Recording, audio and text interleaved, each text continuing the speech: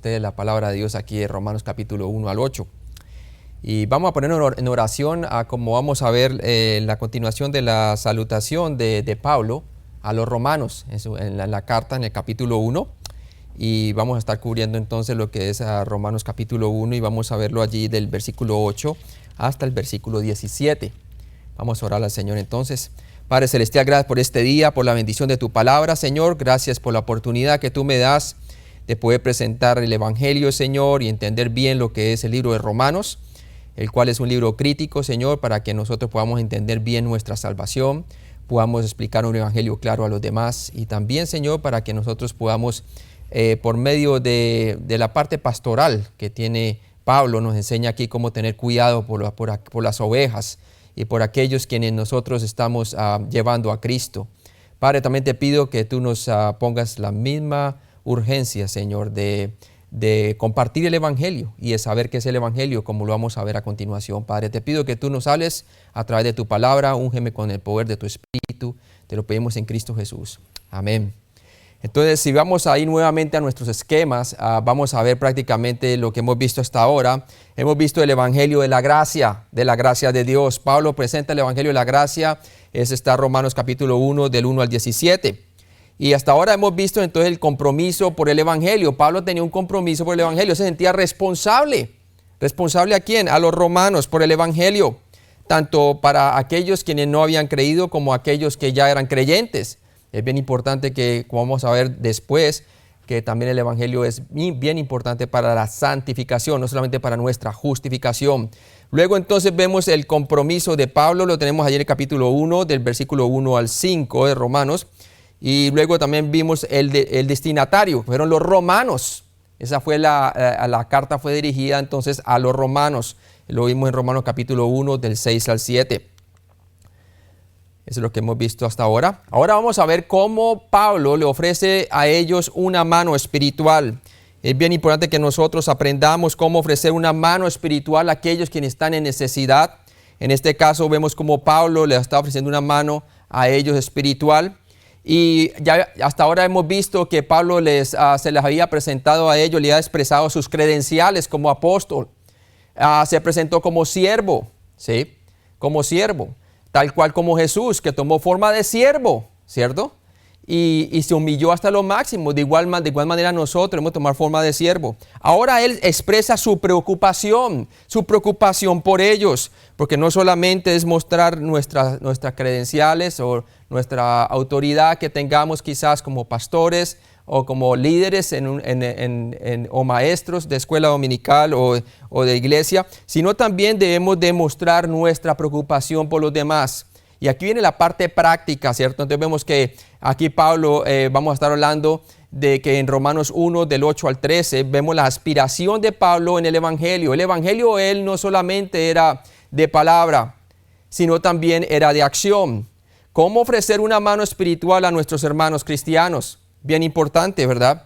Porque aquí viene con la parte del cuidado pastoral, expresa entonces su preocupación. Y vamos a ver primero que él empieza con agradecimientos, ¿verdad? Y vamos a leer ahí Romanos capítulo 1 y vamos a leer versículos 8 y 9, por favor.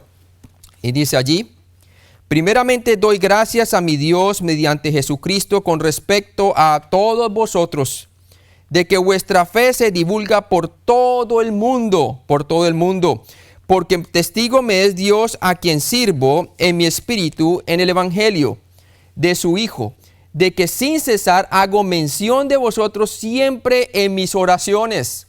Entonces vemos cómo Pablo oraba por ellos. A través de nuestras oraciones proveemos intercesión consistente unos por otros. Hacemos peticiones de oración por los demás. De esta manera nosotros estamos entonces intercediendo unos a otros, ¿sí? La palabra de Dios nos habla en Santiago de que si alguno hay enfermo entre vosotros, ore y llame a los ancianos, ¿cierto? También habla de tomar cuidado unos por otros, hacer oración, orar unos por otros para hacernos edificados, para animarnos unos a otros. Es bien importante la oración.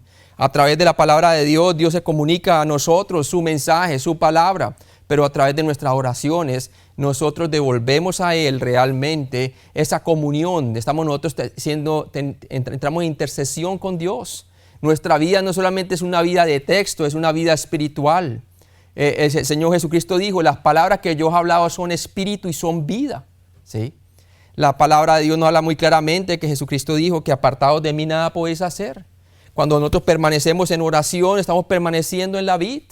Estamos expresando nuevamente el auxilio de Dios. Y cuando traemos a otros en oración es bien importante. Estamos preocupándonos por aquellos que están en necesidad.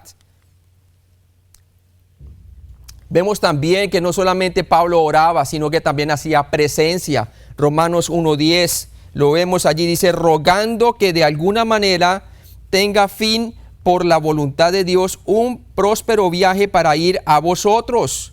Su anhelo era expresar presencia, de ir a ellos. ¿Sí? Siempre quiso ir allá, pero su ocupación en misionera le estaba bien ocupado. ¿Sí? Luego lo vemos más tarde que el apóstol Pablo terminó encarcelado en Roma, ¿verdad? Pero vemos claramente cómo el evangelio no estaba preso, no importaba las circunstancias. Fue cuando escribió la mayoría de sus epístolas, fueron en la prisión, lo cual traía ¿qué? Traía el poder de Dios, no estaba preso el evangelio. La presencia nuestra en momentos críticos, en momentos de crisis, con nuestros familiares, con nuestras personas en la iglesia, con aquellos que están necesitados, aún con aquellos que estamos alcanzando, la presencia nuestra, la oración, el oído o únicamente el hacer presencia es bien importante. Como capellán que yo he sido, he notado que muchas veces la sola presencia hace mucho y mucho impacto en la vida de las personas. El estar allí en el momento de crisis dice mucho a una persona de quién somos y qué es lo que nos interesa, ¿verdad? Entonces es bien importante la cuestión de la presencia. El Señor quiere que nosotros entonces hagamos presencia. Aquí vemos Pablo, él quería estar ahí con ellos, dice, rogando que de alguna manera tenga al fin, por la voluntad de Dios, un próspero viaje para ir a vosotros. La predicación, bien importante la predicación. En Romanos 1, del 11 al 12, vamos a leer, dice la palabra de Dios allí, porque deseo veros para comunicaros algún don espiritual. Aquí vemos el apóstol Pablo, no hay nada que sea nuestro, que nosotros podamos dar a la gente, sino lo que Dios nos ha dado. Bien importante, por eso le da la gloria a él de un don espiritual. Dice, porque deseo veros para comunicaros algún don espiritual, a fin de que seáis confirmados. ¿Y cómo? A través de la palabra de Dios. Una manera de poder confirmar a las personas es por medio de la palabra de Dios. La fe viene por el oír y el oír por la palabra de Dios, la predicación. Y dice allí el versículo 12, esto es para ser mutuamente confortados por la fe. La fe viene por el oír nuevamente y el oír por la palabra de Dios. ¿Y qué hace? La palabra de Dios nos confirma a nosotros, nos ayuda junto con la presencia de la persona sobre todo del Espíritu Santo en nosotros. Se aviva en nosotros por medio de ¿qué? De la confirmación de la palabra de Dios. ¿Para qué? Dice la palabra de Dios, para que seáis confortados por la fe que nos es común a vosotros y a mí. Si ve, él no está hablando de algo que él tiene, sino que algo que es común para todos. Él no estaba buscando su propio beneficio, el apóstol Pablo está buscando el beneficio de los demás a través de aquel don que Dios le había dado. Le traía la palabra de consolación, palabras de restauración, palabras de confirmación. Bien importante el ministerio de la palabra de Dios. ¿Cuántas iglesias ya no le dan prioridad al ministerio de la palabra de Dios? Es esencial. Sin la palabra de Dios, hermano, es imposible tener comunión con Dios. La palabra de Dios es esencial para que nosotros podamos ser confirmados en la fe, para que nosotros podamos caminar conforme al Espíritu. Paciencia.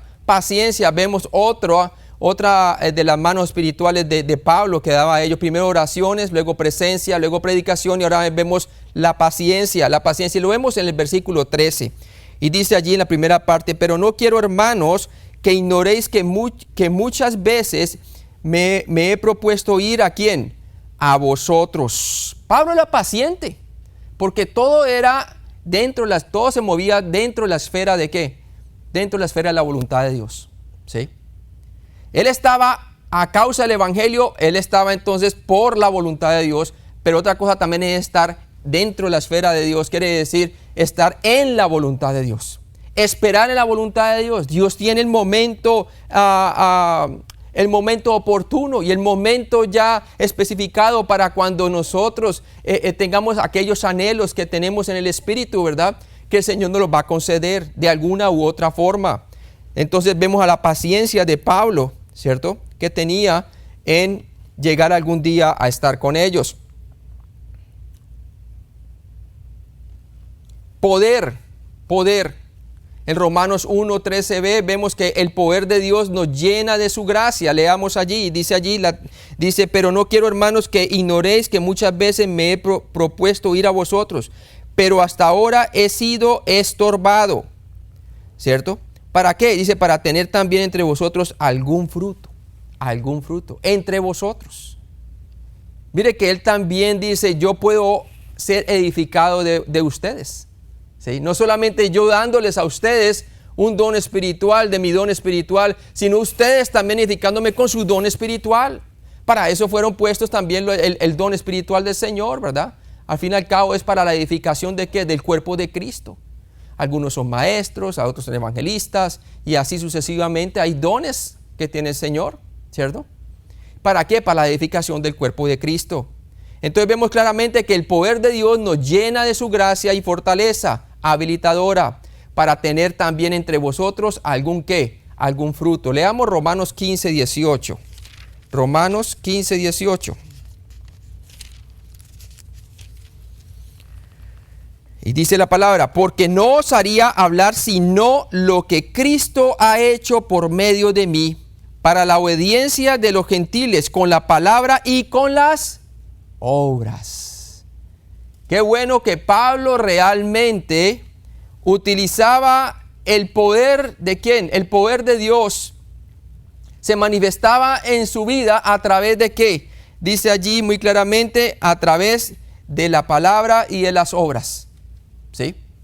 Entonces vemos muy claramente cómo el Señor lo utilizaba a él constantemente, con palabra y con las obras. ¿Qué pasaba con Jesús también cuando la gente comentaba, verdad? La diferencia entre los escribas, los fariseos y los saduceos comparados a Jesús, que Jesús hablaba como quien tiene autoridad, ¿verdad? ¿Por qué? Porque lo que decía, hacía, ¿sí? Su fe se hacía visible, era visible. ¿Cuántas veces nuestra fe no se hace visible, hermano? ¿Verdad? Y por eso muchas veces las personas no nos miran a nosotros con autoridad. Pero no era así con Pablo. Leamos también 2 Corintios 3, capítulo 3, del 5 al 6. 2 Corintios, y vamos allí a la 2 Corintios, capítulo 3. Y vamos a leerlo allí, el versículo 5 al 6. Dice, no que seamos competentes por nosotros mismos para pensar algo como de nosotros, sino que nuestra competencia proviene de Dios. Quiere decir de nuestra dependencia de Dios. Dios no anda buscando en nosotros realmente nuestra resolución, ¿cierto? Él anda buscando en nuestra dependencia. Él lo que quiere es que nosotros dependamos del Señor. Dice, sino que nuestra competencia proviene de Dios. ¿Sí? ¿Y qué dice allí en el versículo 6? El cual asimismo nos hizo ministros competentes de un nuevo pacto, no de la letra, sino del Espíritu, porque la letra mata, mas el Espíritu ¿qué? Vivifica. Como vamos teniendo comunión con el Señor Jesucristo, entonces se hace muy claramente evidente que a nuestra competencia no viene de nosotros mismos, sino de Dios.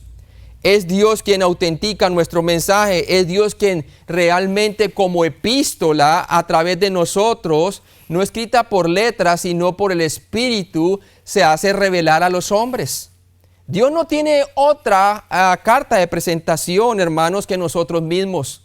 Nosotros somos sus epístolas, ¿sí?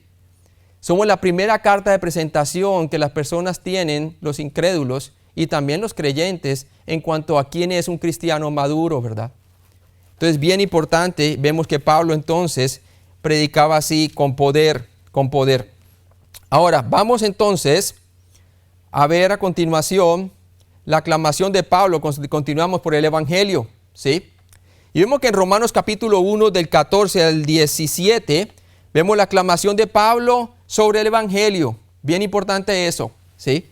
Y vamos a leer entonces qué es el Evangelio y vamos a utilizar lo que es la primera de Corintios 15 del 1 al 11. Pero leamos primero ahí lo que dice Romanos 1 del 14 al 17. Dice, a griegos y no griegos, dice la palabra de Dios, ¿cierto? A sabios y a no sabios soy ¿qué? Deudor. Así que en cuanto a mí, pronto estoy a anunciaros el Evangelio también a vosotros que estáis ¿dónde? En Roma. Versículo 16. Porque no me avergüenzo del Evangelio porque es poder de Dios para salvación a todo aquel que cree, al judío primeramente y también al griego. Porque en el Evangelio la justicia de Dios se revela por fe y para fe, como está escrito, mas el justo por la fe ¿qué? Vivirá. Entonces, teniendo a usted ahí en mano, hermanos, vamos a ver lo que Romanos 1:14 nos dice. Y vamos a leerlo de nuevo. Dice allí, a griegos y a no griegos, dice el apóstol Pablo, a sabios y a no sabios soy ¿qué? Soy deudor. ¿Sí? ¿Qué andaban buscando los griegos, hermano? Los griegos estaban buscando conocimiento. El logos, conocimiento. Vemos a Pablo en el libro de Hechos capítulo 17. Vemos a los atenienses, a los epicúreos y a los estoicos. Tratando de adorar al Dios no conocido. Y él dice, veo una inscripción que vosotros son muy religiosos, que en la inscripción dice al Dios no conocido, a ese yo quiero presentar. Y comienza a traerlos a ellos desde dónde, desde la creación hacia la cruz, ¿verdad? ¿Por qué? Porque Pablo entendía muy bien su audiencia. Los griegos no tenían ningún conocimiento realmente del Dios del Antiguo Testamento. Por lo tanto, empezaba desde la creación misma. ¿Sí? Entonces vemos muy bien que se sentían endeudados a ellos. ¿A quién? A los griegos, porque en los griegos vemos claramente que los griegos entonces andaban buscando ¿qué? Conocimiento. ¿Pero qué andaban buscando entonces los romanos? Poder. Y por eso se manifiesta que el Evangelio, versículo 17, porque en el Evangelio la justicia de Dios se revela por fe y para fe. ¿Sí? Y miren lo que dice el versículo 16, porque no me avergüenzo del Evangelio porque es que poder de Dios. Los romanos estaban buscando poder, ¿cierto? La gloria del imperio romano, sobre el cual Pablo estaba escribiendo su carta, ¿verdad? Entonces estaban buscando poder. Pero Pablo les mostraba a ellos que el Evangelio era el poder de Dios, ¿verdad? Para salvación. ¿Y qué andaban buscando los judíos? Porque ahí dice también que en el versículo 14, a griegos y a no griegos, a sabios y a no sabios soy ¿qué? Deudor, ¿cierto? Pero también a los judíos, ¿en qué sentido? Porque vemos, hermanos, que los judíos andaban buscando ¿qué señal? Entonces, por un lado, tenemos a los griegos buscando conocimiento, a los romanos buscando poder y a los judíos buscando señal. Le decían al Señor, muestran otra señal. Y dice, señal no daré más que ¿qué? Que su muerte y su resurrección, ¿verdad? Así como estuvo Jonás 3 días y 3 noches en el vientre del gran pez, así mismo estará el Señor. Y al tercer día ya resucitar. ¿Sí? Pero ellos buscaban señal para confirmar si era el Mesías. ¿Y qué? Pero Jesús reúne todas esas señales, hermanos. Sigamos por favor a 2 Corintios capítulo 4. 2 Corintios capítulo 4.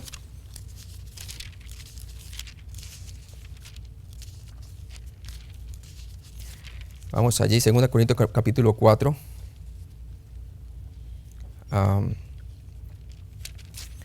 En el versículo 6. Mire que esas tres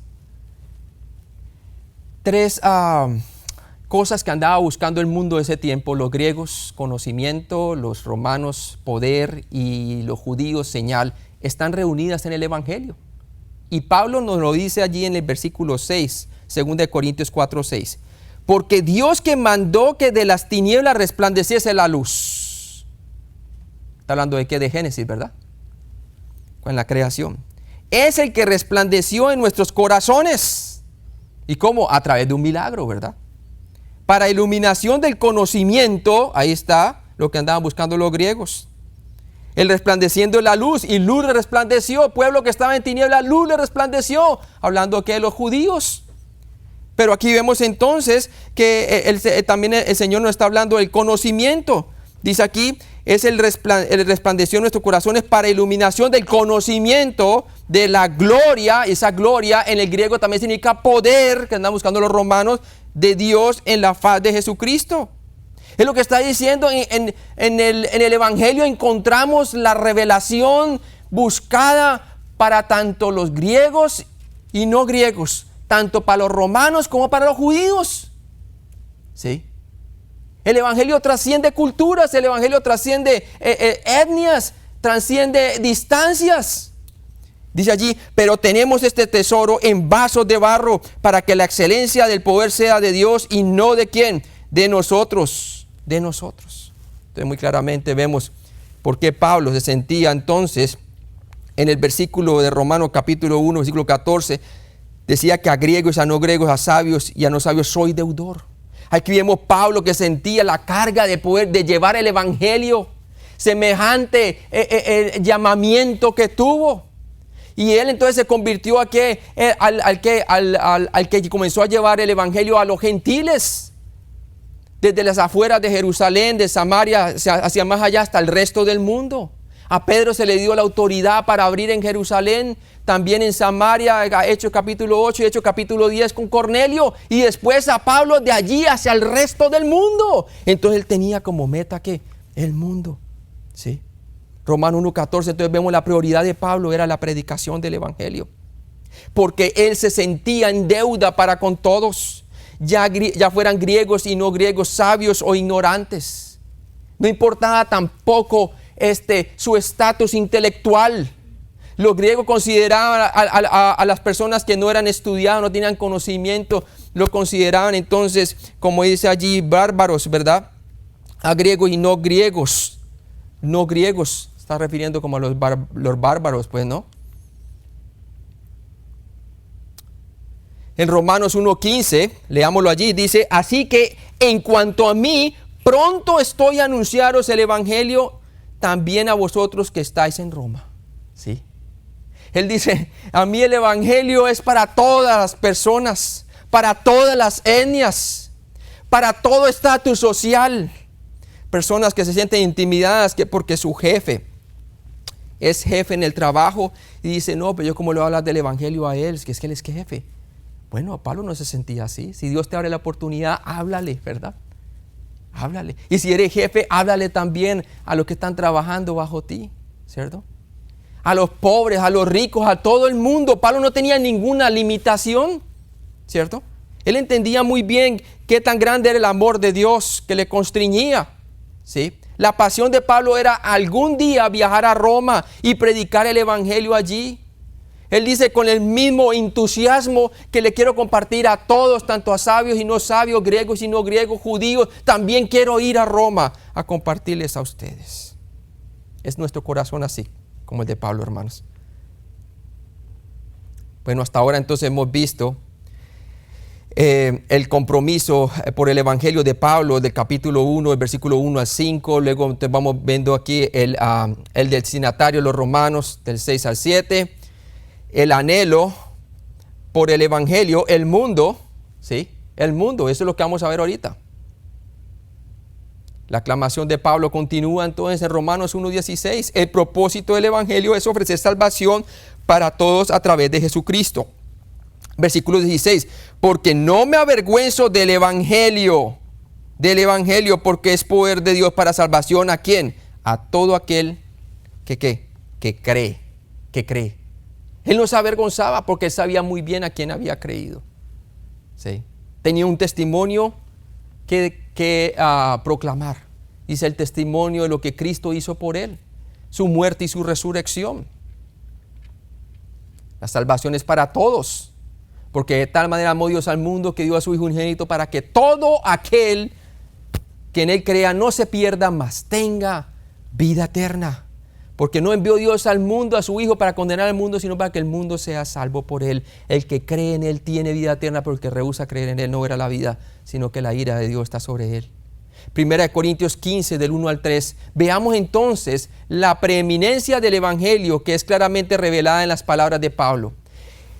un lugar en la Biblia donde se encuentra claramente qué es el Evangelio y que hemos de utilizar como base para nuestra predicación diaria. Es entonces 1 Corintios 15. Vamos allá, 1 Corintios 15, por favor. 1 Corintios 15, del 1 al 3. 1 Corintios 15, del 1 al 3. Y vamos a leerlo. Dice así: además os declaro, hermanos, el evangelio que os he predicado, el cual también recibisteis, en el cual también perseveráis. Miren esas tres palabras. Además os declaro, hermano, el evangelio que os he predicado. Primero se los predicó, segundo lo recibieron y tercero perseveran. ¿Sí? O sea que el evangelio no solamente para que te alcances la justificación, sino también, como vamos a ver más adelante, para nuestra santificación diaria. Perseverar. Dice, por el cual asimismo, si retenéis la palabra que os he predicado, sois salvos si no creísteis en vano. Porque primeramente os he enseñado lo que asimismo que recibí. Y vamos a ver el testimonio de Pablo de lo que es el evangelio. La preeminencia del evangelio es claramente revelada en las palabras, porque primeramente os he enseñado lo que asimismo recibí. ¿Sí? Pablo recibió el evangelio directamente de nuestro Señor Jesucristo. A él nadie se lo enseñó. Él lo recibió directamente de nuestro Señor Jesucristo. Ahora vamos a ver qué fue lo que él recibió. Ahí nos declara muy bien qué es el evangelio. 1 Corintios 15, del 3 al 11. ¿Sí? Y ahí vamos a ver los principios básicos del evangelio. ¿Sí? Los principios básicos del evangelio. Y cuando hablamos de los principios básicos del evangelio, estamos hablando de lo que es irreducible, que no podemos quitar porque ya deja de ser el evangelio de nuestro Señor Jesucristo. 1 Corintios 15, del 3 al 4, leámoslo primero. Entonces dice allí, porque primeramente os he enseñado lo que asimismo recibí. Nosotros no podemos enseñar algo que nosotros no hemos recibido de parte de Dios. Dice, que Cristo murió por nuestros pecados conforme a ¿quién? A las Escrituras. Y que fue sepultado y que resucitó al tercer día conforme a las Escrituras. Entonces vemos claramente que el evangelio es una obra precisa. Fue hecha y fue cumplida para nuestra justificación.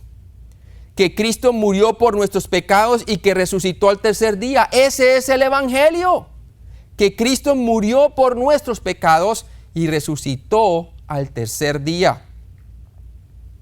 1 Corintios 15, del 4 al 6. Vamos a ver qué dice allí. Y que fue sepultado y que resucitó al tercer día. ¿Conforme a quién? A las Escrituras. Y que apareció a Cefas y después a los 12. Después apareció a más de 500 hermanos a la vez, de los cuales muchos viven aún y otros ya duermen. Entonces, por lo menos, hermanos, tres importantes evidencias prueban que el evangelio es un hecho histórico.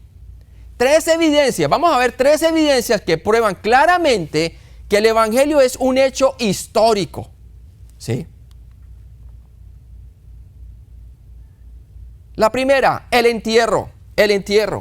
Que Cristo murió y que fue sepultado en un día en la historia. El evangelio es acerca de una persona, nuestro Señor Jesucristo. Es acerca de la persona y la obra que hizo por nosotros en la cruz. Eso es el evangelio. Y no podemos apartarnos de eso porque entonces no estamos predicando el evangelio.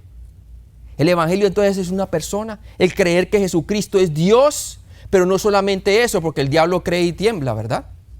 El diablo cree y tiembla. Yo antes de ser salvo, entiéndame bien, yo creía que Jesucristo es el Hijo de Dios, pero no era salvo. Porque no es tan solo creer que Jesucristo es deidad para ser salvo, se necesita creer también lo que Él hizo por nosotros personalmente. ¿Sí? Jesucristo murió por mi pecado conforme a la Escritura y resucitó entre los muertos conforme a la Escritura. Y lo hizo por mí. ¿Sí? Y cuando yo pongo mi fe solamente en la obra que Cristo hizo, no solamente en que Él es Dios, el Hijo de Dios, sino que se encarnó y murió por mis pecados conforme a la Escritura y que resucitó entre los muertos, entonces Dios me acredita a mí o me da a mí el regalo de la vida eterna. La vida eterna no se puede adquirir por obras, solamente se puede heredar. Y usted cuando hereda algo que no ha trabajado, lo trabajó otro. Por eso la palabra de Dios dice que sin la muerte del testador no hay herencia. Y gloria a Dios, Cristo lo hizo por nosotros. Lo que era imposible para el hombre es posible para Dios. Entonces vemos el entierro, que Cristo murió y que fue sepultado. Es la primera evidencia. En un día en la historia, fue un hecho histórico, real, ocurrió, dividió la historia. Su nacimiento dividió la historia en antes y después de Jesucristo. Su muerte, la arqueología bíblica, ¿sí? La sepultura. Y vemos que entonces fue en un día histórico de la historia que ocurrió el Evangelio. El Evangelio entonces es algo objetivo. Segunda evidencia, no solamente que lo enterraron, sino que el sepulcro está vacío. Resucitó entre los muertos al tercer día. En un día de la historia, su tumba permanece vacía. Solamente lo que encontraron fue sus lienzos, ahí bien dobladitos, ¿verdad? Pero ¿qué pasa? Jesucristo se levantó entre los muertos. ¿Por qué buscáis entre los muertos al que vive? ¿Sí? ¿Cuántas personas siguen yendo al sitio y buscando al muerto, buscando el rostro de Jesús, haciendo pinturas, tratando de alguna manera buscar No, hermano, ¿por qué buscáis entre los muertos al que vive? Él reina, resucitó entre los muertos. La tercera evidencia es entonces que los testigos oculares, su entierro, primera evidencia, es la segunda evidencia, vemos entonces la tumba vacía, y la tercera, los testigos oculares. Después apareció a más de 500 hermanos a la vez. 500 hermanos a la vez. ¿Se puede usted imaginar? En una oportunidad, Jesucristo se apareció a 500 hermanos a la vez. ¿Sí? 1 Corintios 15, del 3 al 4, leámoslo nuevamente. Dice: porque primeramente os he enseñado lo que asimismo recibí, que Cristo murió por nuestros pecados conforme a las Escrituras, y que fue sepultado y que resucitó al tercer día conforme a ¿qué? A las Escrituras. Eso es bien importante. ¿Por qué? Porque el Evangelio fue un evento predicho proféticamente que sucedió ¿qué? Conforme a las Escrituras. Y quiero que me ponga cuidado con esto, porque esto es lo que hace el cristianismo ser básicamente la verdad única, absoluta de Dios. La única revelación de Dios a los hombres ha sido a través de la persona de nuestro Señor Jesucristo. Y el Verbo se hizo carne y habitó entre nosotros, y vimos su gloria, gloria como el unigénito del Padre, lleno de gracia y de verdad. Y todo esto fue profetizado y sucedió conforme a las Escrituras. Y esto es lo que hace al cristianismo único sobre cualquier otra religión. ¿Sabe por qué? Porque lo que se dijo con anterioridad vino a tener cumplimiento. ¿Sí? Las demás religiones del mundo no tienen eso, hermanos. ¿Sí? Y por eso Jesús destacaba su testimonio. Leamos lo que dice, por favor, en Juan capítulo 5. Vamos allí y veamos lo que le trato yo de comunicar. Juan capítulo 5. Jesús dijo: si alguno viene en su propio nombre, a ese recibís. Aquel que viene con su propia historia diciendo quién es, a ese sí recibía. ¿Cierto? Pero mire lo que dice él. Jesucristo sabía que Jesucristo no escribió nada acerca de sí mismo, sino algunas palabritas allí cuando la mujer que sorprendieron en adulterio, ¿se acuerda? Que no sabemos realmente qué fue lo que escribió. Podemos especular. Pero no escribió nada de su propia mano. ¿Sí? ¿Sabe por qué? Porque él quería que el testimonio de las Escrituras hablaran de él, que otro hablara de él, para que creamos nosotros de que él es el Cristo. Mire lo que dice la palabra de Dios allí en Juan capítulo 5, versículo 31, por favor. Dice: si yo doy testimonio acerca de mí mismo, mi testimonio no es verdadero. O sea que Jesucristo no vino a la tierra y se formó su propia historia. Su historia ya estaba formada en el Antiguo Testamento. Su día de nacimiento, su temporada de nacimiento estaba ya predicha. ¿Sí? Con las profecías de Daniel y las semanas de Daniel. El sitio de nacimiento también estaba predicho. El linaje de su familia también estaba predicho. Y hace de la simiente de Abraham y a tener derecho al reinado, siendo que descendiente de David. Estaba también predicho lo que iba a hacer. Todo lo que hacía lo hacía conforme a las Escrituras, para que creamos que su testimonio es real. Mire lo que dice la palabra de Dios, versículo 32. Otro es el que da testimonio acerca de mí. Mi testimonio, y dice allí la palabra de Dios, otro es el que da testimonio acerca de mí, y sé que el testimonio que da de mí es verdadero. ¿Sí? Hablando de quién, del Antiguo Testamento, de los profetas y la ley. La ley profetizó de él, levantaré profeta en medio de vosotros, dijo Moisés en Deuteronomio, y así sucedió. ¿Sí? Jesucristo es el profeta, también el rey y también el sacerdote, de acuerdo a la orden de Melquisedec. Todos esos tres oficios se reunieron en nuestro Señor Jesucristo conforme a las Escrituras. ¿Sí? Hermano, todo fue predicho y todo ocurrió tal cual como fue escrito. Aún su muerte en detalle, Isaías 53. En el Salmo también nos habla claramente lo que ocurrió también. Y todo se hizo conforme a la Escritura. Orarán mis manos, hablando de la perforación de sus manos y sus pies en la cruz. Aun cuando el sistema romano de la crucifixión no existía. Hermano, la precisión de la Escritura da evidencia que el cristianismo es único y verdadero y lo demás es falso. Y mire lo que dice allí. Otro es el que da testimonio acerca de mí y sé que el testimonio que da de mí es verdadero. Y mire lo que dice la palabra de Dios. Te habla de Juan el Bautista que dio testimonio de él. ¿Sí? Y mire usted lo que dice el versículo 39. Dice allí, escudriñad las Escrituras porque a vosotros os parece que en ella tenéis la vida eterna y ellas son las que dan testimonio de mí. O sea que Jesucristo no tenía que elaborarse su propia historia. Los mormones, Smith, su fundador, formó su propia historia y la gente está creyendo su testimonio hasta el día de hoy, ¿verdad? Testigo de Jehová, Carlos Russell también escribió su propia versión de la Biblia, totalmente adulterando la palabra de Dios para conformarla de acuerdo a su doctrina y la gente está creyendo su testimonio. Mahoma se levantó y formó su propia doctrina y la gente está creyendo su testimonio, ¿verdad? Pero hermano, Jesucristo no tuvo que escribir nada porque de él ya se había escrito con anterioridad para que usted crea que Jesucristo es el Hijo de Dios. Amén. Por eso es conforme a la Escritura, su muerte, su resurrección. Los días, como Jonás estuvo 3 días y 3 noches, así el Hijo del Hombre sería levantado ante los muertos. El Evangelio fue un evento predicho proféticamente que sucedió conforme a las Escrituras. El Evangelio fue verificado públicamente. Públicamente, o sea que no solamente tenemos el testimonio de las Escrituras, que es suficiente, no más que no es suficiente, hermano, sino que también tenemos el testimonio verificable públicamente. ¿Sí? Y vamos a ver el capítulo 15 del 5 al 8. Y dice la palabra de Dios allí en Romanos, nuevamente, en 1 Corintios 15, del 5 al 8. Dice allí, y que apareció ¿a quién? A Cefas, ¿sí? Después a los 12, después apareció a más de 500 hermanos a la vez, de los cuales muchos viven y otros ¿qué? Duermen.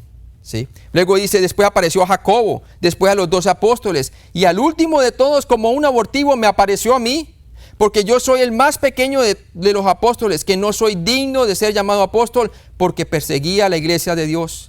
Pero por gracia de Dios soy lo que soy y su gracia no ha sido en vano para conmigo. Antes he trabajado más que todos ellos, pero no yo, sino la gracia de Dios. ¿Con quién? Conmigo. Porque o sea yo o sean ellos, así predicamos y así habéis creído. Entonces veamos muy claramente, desglosando el versículo 9 al 11 de 1 Corintios 15. 1 Corintios 15, 11 nos dice entonces que el Evangelio fue un mensaje personalmente creído.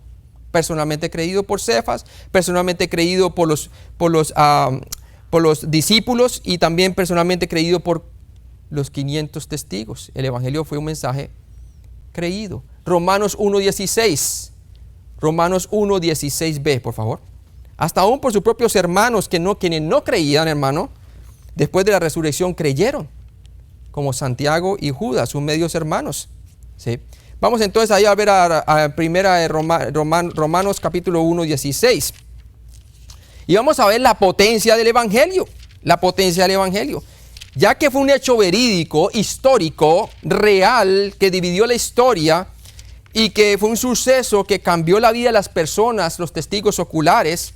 Ahora veamos el poder que ha tenido, hermano, a través de la historia, empezando aquí cuando el apóstol Pablo, también a través del libro de los Hechos, nos demuestra su ministerio, y en Romanos, aquí en el caso nuestro que estamos estudiando, vamos a ver cómo él se relaciona con el Evangelio. Y dice en el versículo 16, porque no me avergüenzo del Evangelio. ¿Por qué? Porque es poder de Dios para salvación a todo aquel que cree. La potencia del Evangelio es real, hermanos, porque es un suceso que cambia el corazón de las personas. Fue un suceso histórico, objetivo, una realidad que sucedió. Dios entre nosotros, Emmanuel, se reveló a la humanidad, comprobó con sus credenciales mesiánicas y a través de sus milagros y prodigios que Él era el cual habían profetizado los profetas y también la ley. Por lo tanto, es poder de Dios, porque Él mismo se levantó entre los muertos, hermano. Hay vida eterna, hay perdón de pecados. Hay entonces reconciliación.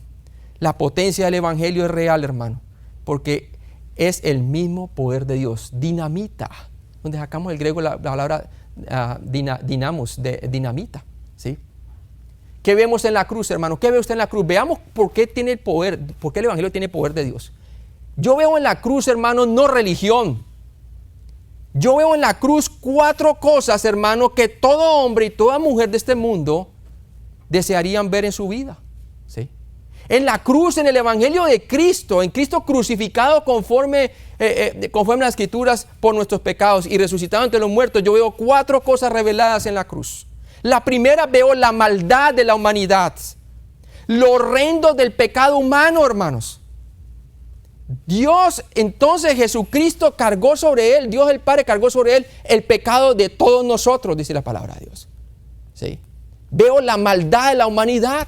Fue nuestra maldad quien colocó esos clavos a Jesús en la cruz. Y lo bueno de todo, que Él entregó su vida hasta la muerte.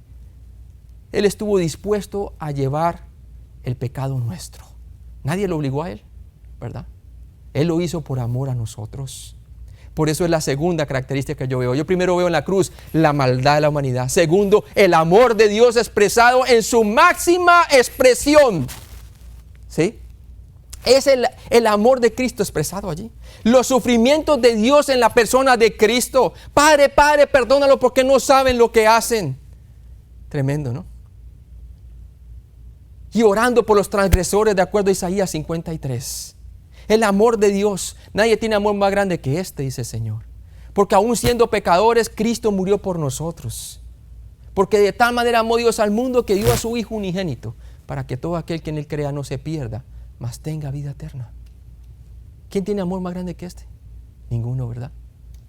La maldad de la humanidad expresada, número 1. Segundo, el amor de Dios expresado en la cruz. Pero también veo la justicia de Dios manifestada, mostrando que Dios tiene 0 tolerancia por el pecado del hombre. El alma que pecare, esa morirá. Todo lo que la ley requería tenía que recibir su debida paga, porque Dios es santo.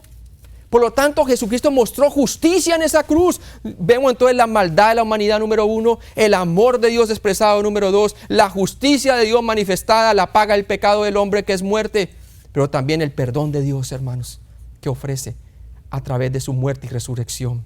El perdón de Dios, la paz de Dios que sobrepasa todo entendimiento humano, esa paz que toda la humanidad necesita experimentar. Está expresada en el Evangelio. Por eso Pablo veía en el Evangelio el poder de Dios. El poder de Dios. Él prácticamente estaba diciendo, el poder de Dios no está en el emperador de Roma. El poder de Dios está en el Evangelio, en nuestro Señor Jesucristo. ¿Sí? El poder de Dios no está en ningún gobierno humano. Está en nuestro Señor Jesucristo, en lo que Él hizo en la cruz, en el Evangelio, en nuestro Señor Jesucristo. Esa es la solución para la humanidad. La propuesta del Evangelio, Romanos 1:16, y vemos en la segunda parte, dice allí, porque es poder de Dios para salvación a todo aquel que en Él cree. Dice allí, al judío primeramente y también ¿qué? Al griego. La propuesta del Evangelio fue hecha a todos, sin importar nuevamente su etnia, su posición social, su estatus económico, a todos, o su estado intelectual. A todos, dice la palabra de Dios. Debemos de llevar la semilla del Evangelio a todos. Cuán hermosos son los pies de aquel que anuncia las buenas nuevas del Evangelio, ¿verdad?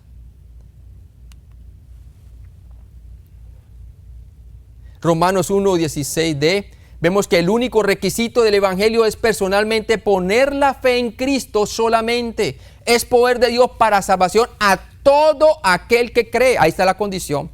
Creer únicamente en nuestro Señor Jesucristo. Es la sola fe en Jesucristo la que salva. Y que la fe tiene un objeto, que es ¿quién? La persona y obra de nuestro Señor Jesucristo. Muriendo por nuestros pecados conforme a la Escritura y levantándose entre los muertos conforme a la Escritura. Ese es el Evangelio. Y nosotros tenemos que poner nuestra fe, nuestra confianza, nuestra dependencia en lo que Él hizo es suficiente para nosotros ser salvos. ¿Sabe por qué? ¿Sabe por qué es poder de Dios? Porque hasta la muerte venció. La obra de Jesucristo fue una obra completa. Ya sucedió en el pasado. De tal manera Dios amó, tiempo pasado, al mundo, que dio, tiempo pasado, a su Hijo unigénito, para que todo aquel que en Él cree, tiempo presente. ¿Qué es lo que tenemos que hacer? Creer, apropiarnos por medio de la fe y confianza, que lo que Cristo hizo fue suficiente para que usted y yo podamos ser salvos. Salvos del pecado, de la condenación del pecado, salvos de la muerte eterna, del infierno, porque Jesucristo ya derrotó a la muerte y se levantó entre los muertos y ascendió al cielo.